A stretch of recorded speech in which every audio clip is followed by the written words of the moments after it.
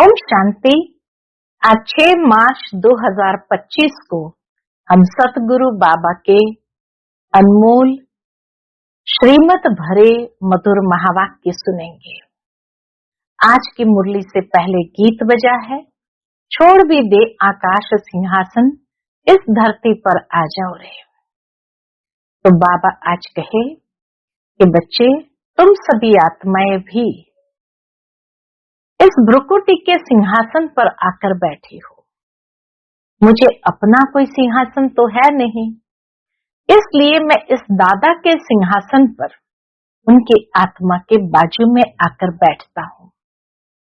बाबा कहे, तुम जीव आत्माओं का सिंहासन यह आकाश तत्व है और शरीर बिगर तुम सभी आत्माओं का सिंहासन परम धाम है।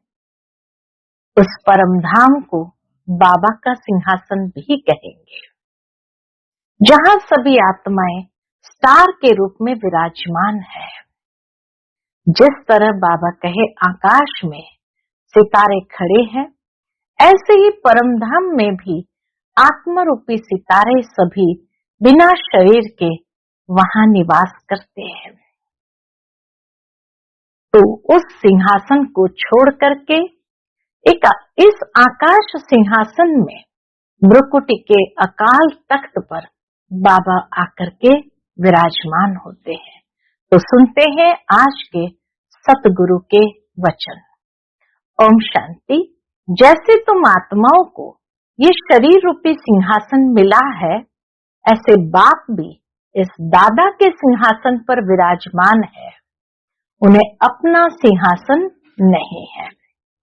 आज की मुरली से प्रश्न है, जिन बच्चों को ईश्वरीय संतान की स्मृति रहती है, उनकी निशानी क्या होगी?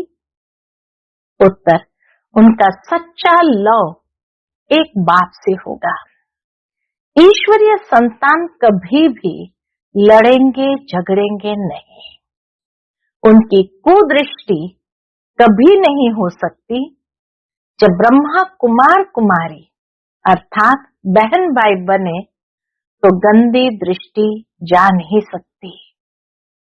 आज की मुरली से पहले गीत बजा है, छोड़ भी दे आकाश सिंहासन, इस धरती पर आ जाओ रे। ओम शांति। अब बच्चे जानते हैं, बाबा ने आकाश सिंहासन छोड़कर अब दादा के तन को अपना सिंहासन बनाया है। वह छोड़कर यहाँ आकर बैठे हैं। शिव बाबा परमधाम छोड़कर यहाँ आकर बैठे हैं। ये आकाश तत्व तो है जीव आत्माओं का सिंहासन। आत्माओं का सिंहासन है वह महतत्व, जहाँ तुम आत्माएं बिगर शरीर रहती थी।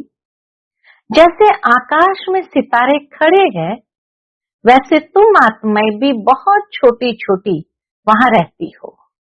बाबा कहे, जैसे आकाश में सितारे खड़े हैं ना, वैसे ही तुम आत्माएं भी बहुत छोटी छोटी वहां रहती हो। आत्मा को दिव्य दृष्टि बिगर देखा नहीं जा सकता। तुम बच्चों को अभी यह ज्ञान है। जैसे स्टार कितना छोटा है, वैसे आत्माएं भी बिंदी मिसल है। अब बाप ने सिंहासन तो छोड़ दिया है। बाप कहते हैं, तुम आत्माएं भी सिंहासन छोड़कर यहाँ इस शरीर को अपना सिंहासन बनाती हो। परमधाम का सिंहासन छोड़कर इस शरीर में विराजमान होती, अर्थात इसे अपना सिंहासन बनाती है। मुझे भी जरूर शरीर चाहिए, मुझे बुलाते ही है पति दुनिया में। गीत है ना, दूर देश का रहने वाला आया देश पर आए। तुम आत्माएं जहाँ रहती हो, वह है तुम आत्माओं का और बाबा का देश। फिर तुम स्वर्ग में जाते हो, जिसकी बाबा स्थापना कराते हैं। बाप खुद उस स्वर्ग में नहीं जाते हैं जिस दुनिया की स्थापना भगवान कराते हैं, लेकिन बाबा उस स्वर्ग में नहीं जाते। खुद तो वाणी से परे वानप्रस्थ में जाकर रहते हैं। स्वर्ग में उनकी दरकार नहीं। बाबा कहे, स्वर्ग में शिव बाबा की दरकार नहीं। वह तो दुख सुख से न्यारे है ना। तुम तो सुख में आते हो तो दुख में भी आते हो। अभी तुम जानते हो हम ब्रह्मा कुमार कुमारियां बहन भाई है। एक दो में कुदृष्टि का ख्याल भी नहीं आना चाहिए। यहाँ तो तुम बाप के सन्मुख बैठे हो, आपस में बहन भाई हो। पवित्र रहने की युक्ति देखो कैसी है। इतनी सुंदर बाबा ने आत्मिक दृष्टि हमारी विकसित की और यही पवित्र रहने की युक्ति है। यह बातें कोई शास्त्र में नहीं है। सभी का बाबा एक है तो सभी बच्चे हो गए ना। बच्चों को आपस में लड़ना झगड़ना भी नहीं चाहिए। इस समय तुम जानते हो हम ईश्वरीय संतान हैं। पहले आसुरी संतान थे, फिर अब संगम पर ईश्वरीय संतान बने हैं, फिर सतयुग में दैवी संतान होंगे। यह चक्र का बच्चों को मालूम पड़ा है। तुम ब्रह्मा कुमार कुमारियां हो, फिर कभी कुदृष्टि जाएगी नहीं। जब इस स्वमान में भी रहते हैं कि हम ब्रह्मा कुमार कुमारियां हैं, तो बाबा कहे कभी कुदृष्टि जाएगी नहीं। सतयुग में कुदृष्टि होती नहीं। कुदृष्टि रावण राज्य में होती है। तुम बच्चों को सिवाय एक बाप के और कोई की याद नहीं रहनी चाहिए। सबसे जास्ती एक बाप से लव हो जाए, मेरा तो एक शिव बाबा दूसरा न कोई। बाप कहते बच्चे अभी तुमको शिवालय में चलना है। शिव बाबा स्वर्ग की स्थापना कर रहे हैं। आधा कल्प रावण राज्य चला है जिससे दुर्गति को पाया है। रावण क्या है, उसको जलाते क्यों है, यह भी कोई नहीं जानते। शिव बाबा को भी नहीं जानते। जैसे देवियों को सजा करके पूजा करके डुबोते हैं, शिव बाबा कभी मिट्टी का लिंग बनाए, पूजा आदि कर फिर मिट्टी मिट्टी में मिला देते हैं। वैसे रावण को भी बनाकर फिर जला देते हैं। समझते कुछ भी नहीं है। कहते भी है अभी रावण राज्य है, राम राज्य स्थापन होना है। गांधी भी राम राज्य चाहते थे, तो इसका मतलब रावण राज्य है ना। राम राज्य की चाहना तो तभी होगी जब सामने रावण राज्य होगा। जो बच्चे इस रावण राज्य में कामचिता पर बैठ जल गए थे, बाप आकर फिर से उन पर ज्ञान वर्षा करते हैं और सबका कल्याण करते हैं। जैसे सूखी जमीन पर बरसात पड़ने से घास निकल आता है ना, तुम्हारे पर भी ज्ञान की वर्षा न होने से कितने कंगाल बन गए थे। अभी फिर ज्ञान वर्षा होती है जिससे तुम विश्व के मालिक बन जाएंगे। बल तुम बच्चे गृहस्थ व्यवहार में रहते हो, परंतु अंदर में बहुत खुशी रहनी चाहिए। जैसे कोई गरीब के बच्चे पढ़ते हैं तो पढ़ाई से बैरिस्टर आदि बन जाते हैं। वो भी बड़ों बड़ों के साथ बैठते हैं, खाते पीते हैं। भीलने की बात भी शास्त्र में है ना। अमीर से अमीर की भी बातें हैं, तो भीलने की बात भी शास्त्रों में है ना। तुम बच्चे जानते हो जिन्होंने सबसे जास्ती भक्ति की है, वही सबसे जास्ती ज्ञान आकर लेंगे। सबसे जास्ती शुरू से लेकर तो हमने भक्ति की है, फिर हमको ही बाबा स्वर्ग में पहले पहले भेज देते हैं। यह है ज्ञान युक्त यथार्थ बात। यह है ज्ञान युक्त यथार्थ बात। बरोबर हम ही सो पूज्य थे, फिर सो पुजारी बनते हैं, नीचे उतरते जाते हैं। बच्चों को सारा ज्ञान समझाया जाता है। इस समय ये सारी दुनिया कैसी है? बाबा के इस समय ये सारी दुनिया नास्तिक है। बाप को ही नहीं जानते, नेति नेति कह देते हैं। आगे चलकर ये सन्यासी आदि सब आकर आस्तिक जरूर बनेंगे। कोई एक सन्यासी आ जाए तो भी उन पर सभी विश्वास थोड़ी करेंगे। बाबा कहे कोई एक भी सन्यासी अगर आ जाए, बीके बन जाए, तो भी उन पर सभी विश्वास थोड़ी करेंगे। कहेंगे इन पर बीके ने जादू लगाया है, उनके चेले को गद्दी पर बिठाए उनको उड़ा देंगे। ऐसे बहुत सन्यासी तुम्हारे पास आए हैं, फिर गुम हो जाते हैं। यह है बड़ा वंडरफुल ड्रामा। अभी तुम बच्चे आदि से लेकर अंत तक सब जानते हो। तुम्हारे में भी नंबरवार पुरुषार्थ अनुसार धारणा कर सकते हैं। बाप के पास सारा ज्ञान है, तुम्हारे पास भी होना चाहिए। दिन प्रतिदिन कितने सेंटर्स खुलते रहते हैं। बच्चों को बहुत रहमदिल बनना है। बाप कहते हैं अपने ऊपर भी रहमदिल बनो, बेरहमी नहीं बनो। अपने ऊपर रहम करना है।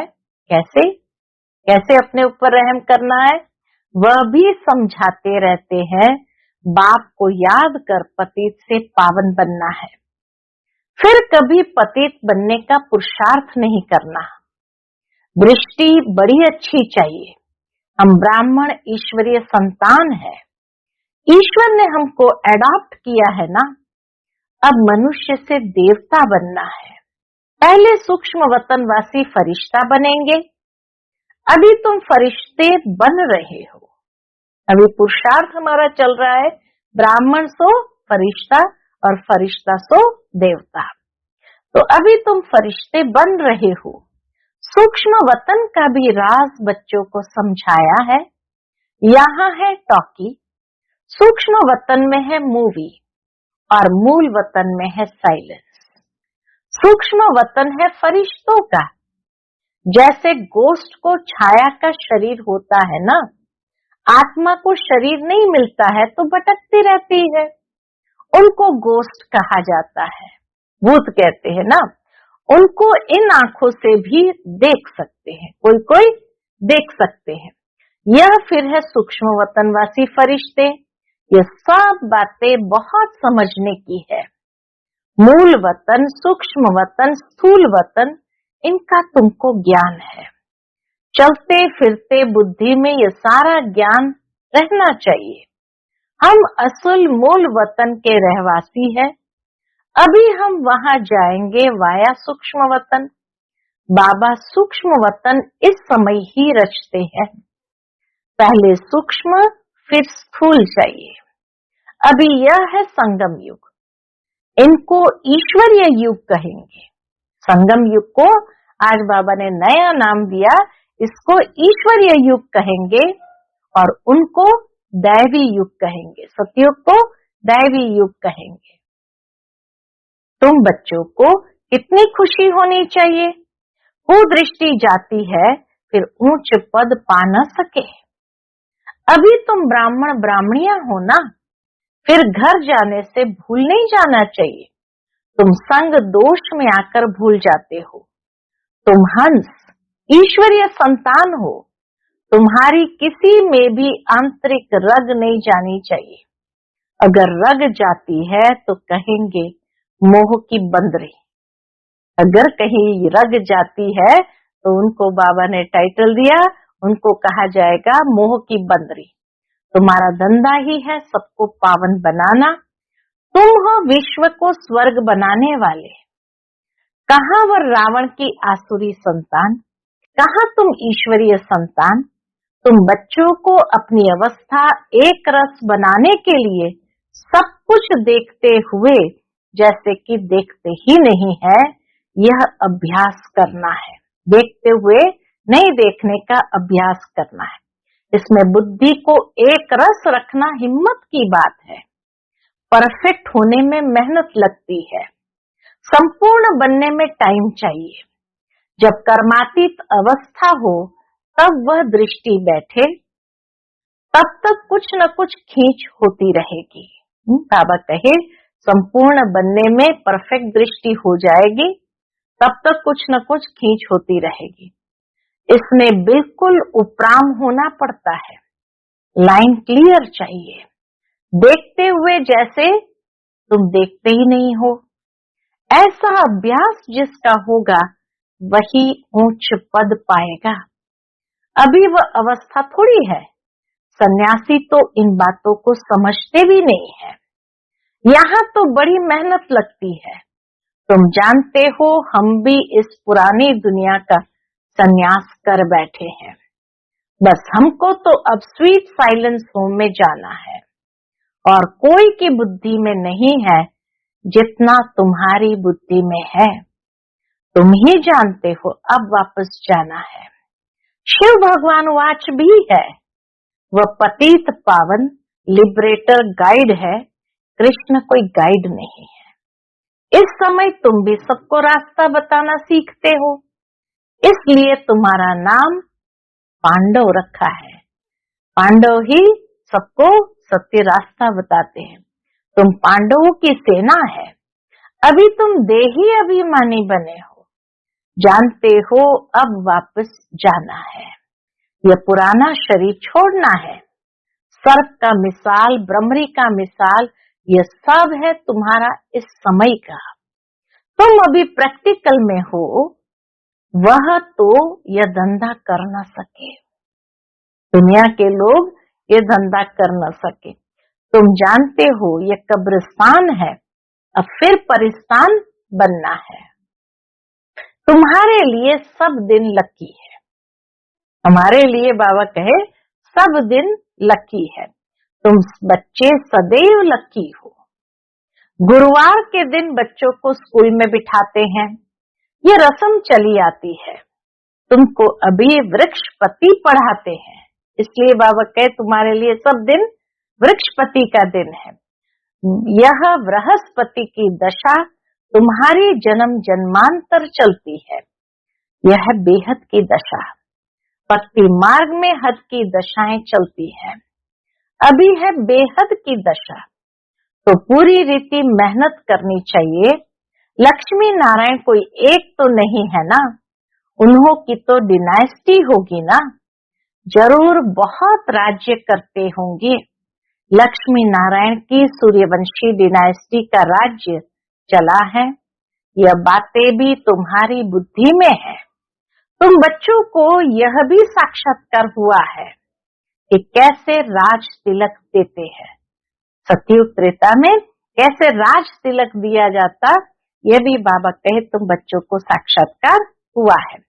सूर्यवंशी फिर चंद्रवंशी को कैसे राज्य देते हैं।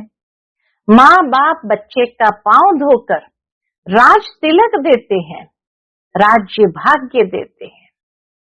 सतयुग में माता पिता पांव धोकर, बच्चों के पांव धोकर राज तिलक देते हैं, राज्य भाग्य देते हैं।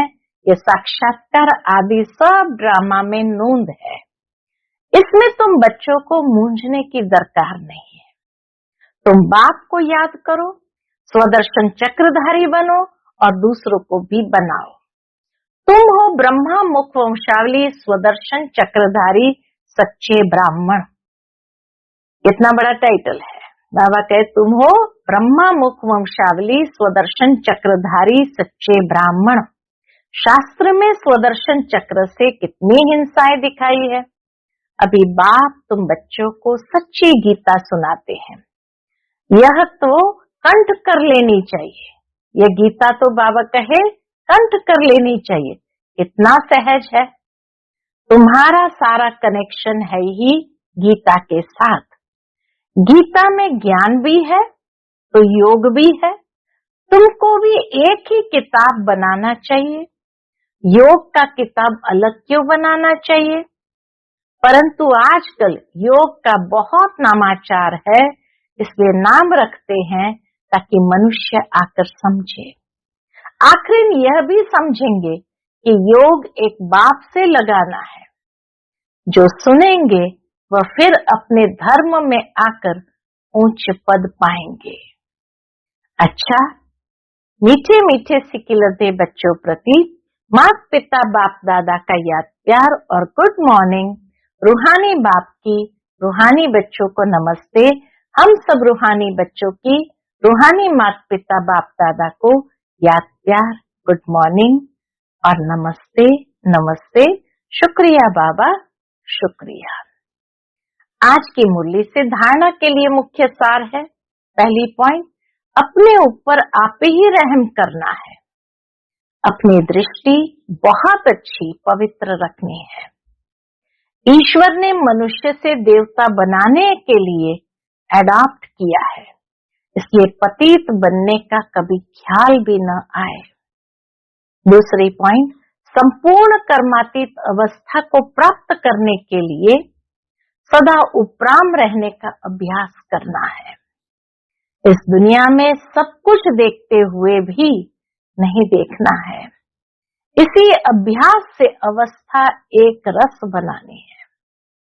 आज का बाप दादा का मधुर वरदान हम बच्चों के प्रति है, हर कदम में पद्मों की कमाई जमा करने वाले सर्व खजानों से संपन्न व तृप्त आत्मा भव। हर कदम में पद्मों की कमाई जमा करने वाले सर्व खजानों से संपन्न व तृप्त आत्मा भव। जो बच्चे बाप की याद में रहकर हर कदम उठाते हैं, वह कदम कदम में पद्मों की कमाई जमा करते हैं। इस संगम पर ही पद्मों की कमाई की खान मिलती है। संगम युग है जमा करने का युग। अभी जितना जमा करना चाहो उतना कर सकते हो। एक कदम अर्थात एक सेकंड भी बिना जमा के न जाए, अर्थात व्यर्थ न हो, सदा भंडारा भरपूर हो। अप्राप्त नहीं कोई वस्तु, ऐसे संस्कार हो। जब अभी ऐसी तृप्त व संपन्न आत्मा बनेंगे, तब भविष्य में अखुट खजानों के मालिक होंगे। आज का स्लोगन है, कोई भी बात में अपसेट होने के बजाय नॉलेजफुल की सीट पर सेट हो। कोई भी बात में अपसेट होने के बजाय नॉलेजफुल की सीट पर सेट रहो।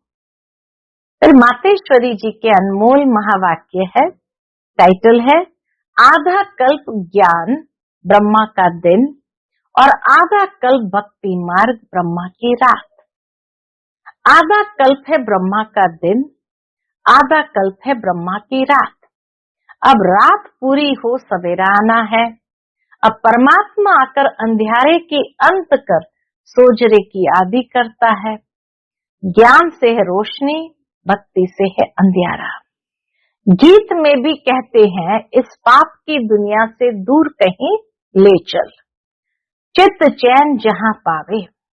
यह है बेचैन दुनिया, जहां चैन नहीं है। मुक्ति में न है चैन न है बेचैन। सतयुग त्रेता है चैन की दुनिया। जिस सुखधाम को सभी याद करते हैं, तो अब तुम चैन की दुनिया में चल रहे हो। वहां कोई अपवित्र आत्मा जा नहीं सकती। वह अंत में धर्मराज के डंडे खाए कर्म बंधन से मुक्त हो शुद्ध संस्कार ले जाते हैं, क्योंकि वहां न अशुद्ध संस्कार होते न पाप होता है। जब आत्मा अपने असली बाप को भूल जाती है, तो यह भूल भुलैया का अनादि खेल हार जीत का बना हुआ है। इसलिए अपन इस सर्वशक्तिवान परमात्मा द्वारा शक्ति ले विकारों के ऊपर विजय पहन 21 जन्मों के लिए राज्य भाग्य ले रहे हैं। अच्छा, ओम शांति। आज का अव्यक्त इशारा, सत्यता और सभ्यता रूपी कल्चर को अपनाओ। आपके बोल में स्नेह भी हो, मधुरता और महानता भी हो, सत्यता भी हो, लेकिन स्वरूप की नम्रता भी हो। निर्भय होकर अथॉरिटी से बोलो, लेकिन बोल मर्यादा के अंदर हो। दोनों बातों का बैलेंस हो।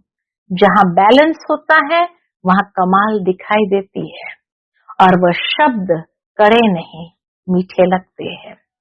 तो अथॉरिटी और नम्रता दोनों के बैलेंस की कमाल दिखाओ। यही है बाप की प्रत्यक्षता का साधन। अच्छा, ओम शांति।